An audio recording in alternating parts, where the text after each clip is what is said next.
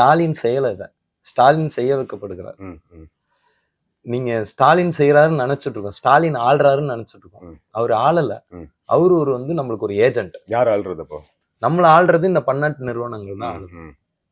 Sir, ஒரு சாம்சங்ன்ற ஒரு நிறுவனத்துல தொழிற்சங்கத்தை தொடங்க வைக்க முடியாதுன்னு சொன்னதுக்கு பேர் என்னங்க? கரெக்ட். உச்சி மாநாடு நடந்ததுங்க, G20. நம்மலாம் இந்தியாவுல நடக்குது, இது ஒரு பெருமை நம்மளுக்குன்னு. அவன் சொன்ன விஷயம் குற்றவியல் நடைமுறை சட்டத்துல பிரதிபலிச்சு. தென்கொரியா வச்ச கோரிக்கை. தென்கொரியா என்ன கோரிக்கை வச்சாங்க? என்னுடைய எக்கனாமிக் ஆக்டிவிட்டியை டிஸ்டர்ப் பண்ணக்கூடிய தொழிற்சங்கங்கள் இருக்கக்கூடாது. குற்றவியல் நடைமுறை சட்டம், தண்டனை சட்டங்கள்ல எக்கனாமிக் ஆக்டிவிட்டின்ற வார்த்தை வந்திருக்குங்க.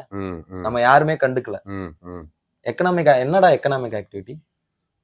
புரியுது. அப்ப நீங்க வந்து ஒரு ஊழியர்கள், அவங்க வந்து ஒரு விகித இவ்வளவு ஒரு பிரச்சனை இருக்குங்க, நீ என்ன வெல்ஃபேர் பண்ணணும்ன்றது வரைக்கும் ஒருத்தர் சொல்றாங்க.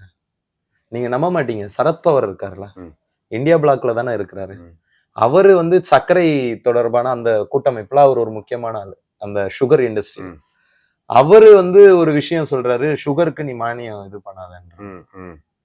அது ஒரு ஓராண்டுக்கு முன்னாடி செய்யுது. இந்தியா பிளாக்ல இருக்கக்கூடியவரு வேற ஒரு இது வைக்கிறாரு.